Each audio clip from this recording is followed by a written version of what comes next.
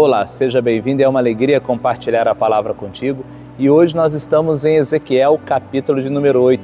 Abra a tua Bíblia, porque a minha já está aberta. Versículo 1 diz assim: No sexto ano do sexto mês, dos 5 dias do mês, estando eu sentado em minha casa e os anciões de Judá assentados diante de mim, sucedeu que ali a mão do Senhor Deus caiu sobre mim. Olhei e eis uma figura como de fogo, desde os seus lombos e daí para baixo era fogo, e dos seus lombos para cima como resplendor do metal brilhante. Estendeu ela dali uma semelhança de mão e me tomou pelos cachos da cabeça. O Espírito me levantou entre a terra e o céu e me levou a Jerusalém, em visões de Deus até a entrada da porta do pátio de dentro, que olha para o norte, onde estava colocada a imagem dos ciúmes, que provoca o ciúme de Deus. Amém? Bom, o contexto aqui dessa palavra é que nos dias de Ezequiel nós sabemos que ele estava profetizando, no cativeiro, na Babilônia. Ainda foi levado muito jovem para aquele lugar. Mas, nesse período, teve 3 deportações e ele foi na primeira deportação, onde a classe, a elite, o sacerdote, as pessoas que tinham um certo conhecimento científico foram levadas primeiro. E aí o que acontece? Quem ficou em Jerusalém achou que estava tudo resolvido. Bom, creio que agora Nabucodonosor não vem mais, aqui está o templo e Deus mora no templo e ele vai proteger a gente. Esse era o pensamento daqueles que ficaram em Jerusalém. Porém, os que estavam na Babilônia pensavam assim: nós não merecíamos isso, que mal que nós fizemos. Eu acredito que esse cativeiro não vai durar muito tempo, até porque tinha profetas bajuladores naqueles dias, falando que aquilo ali logo passaria, e na verdade só piorou. Então Deus leva Ezequiel em uma visão ao templo em Jerusalém para mostrar uma realidade.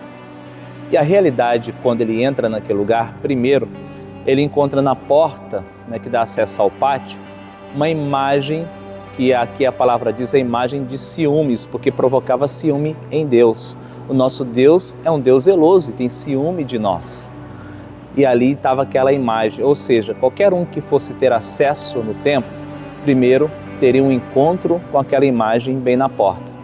E aí, se você continuar lendo a palavra, chegou um momento que ele falou assim para o profeta: faz um buraco na parede. Ele fez um buraco, tinha uma porta, e ele viu câmaras cheias de animais abomináveis e répteis pintados na parede e todo ao redor. E ali era um lugar onde ficavam 70 anciões, ou seja, quem tinha o poder de governo em Jerusalém estava cometendo esses atos. E para piorar, eles falavam assim: Deus não está vendo, ninguém vai ver. É aquela questão do pecado oculto. Deus leva ali em outra cena, e nesse outro lugar tinha mulheres que estavam chorando por causa de Tamuz, que é um deus da Babilônia, porque na mitologia esse deus ele morre e ressuscita todos os anos, é um ciclo, estavam chorando por ele. E continua mais um pouquinho, encontrou 25 homens prostrados, de costa para o templo e de frente para o sol, adorando o sol. Deram as costas para o Criador e adoraram a criatura. Terrível, né? Essas imagens que estavam pintadas na parede era o panteão egípcio, ou seja, aquilo que eles viram lá no Egito, lá na escravidão, trouxeram para dentro de Jerusalém. Fiquei pensando então, e se o Espírito Santo de Deus pegasse agora em nossas mãos e dissesse: vou te levar para uma visita em um templo. E esse templo é você, esse templo sou eu, porque a palavra diz que nós somos templo do Espírito Santo de Deus. O que ele vai encontrar dentro desse templo, quando chega na porta?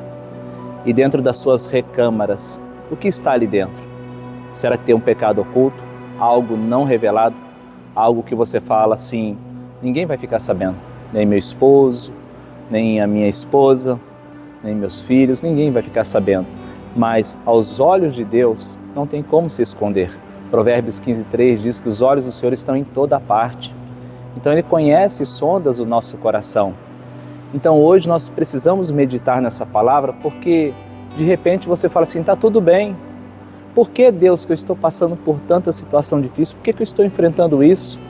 Mas a pergunta é, o que está no teu coração? Tem algum ídolo? Quando nós falamos ídolos, falamos de pecados clássicos, como prostituição, como a mentira, como o engano, a violência, tantas coisas que poderiam ocupar o nosso coração, e tudo aquilo que nós colocamos na frente de Deus se torna um ídolo, e como eu disse no outro devocional, você vai ficando parecido com aquilo, você se torna parecido com aquilo que você adora. Então a mensagem de hoje é uma mensagem de muita reflexão, porque mesmo aquele povo estando no cativeiro, eles entendiam que Deus tinha abandonado eles, que Deus não os amava para deixar eles sofrerem daquela forma. Mas quando o profeta é levado para dentro do templo, então ele vê a realidade. Então, nessa mensagem, qual é a sua realidade? O que está no teu coração? Peça para o Espírito Santo de Deus te levar a esse tour dentro da tua alma. E aí então você possa dizer, Senhor, tem misericórdia da minha vida. Faz uma limpeza, vamos fazer uma faxina, vamos tirar tudo que não te agrada. Porque esse lugar aqui dentro é um lugar para o Senhor habitar. É um lugar onde eu quero adorar. Aqui dentro do meu peito tem que ter um altar incendiado na tua presença. Assim como diz aquela canção, existe um fogo cerrado em meu peito que não dá descanso.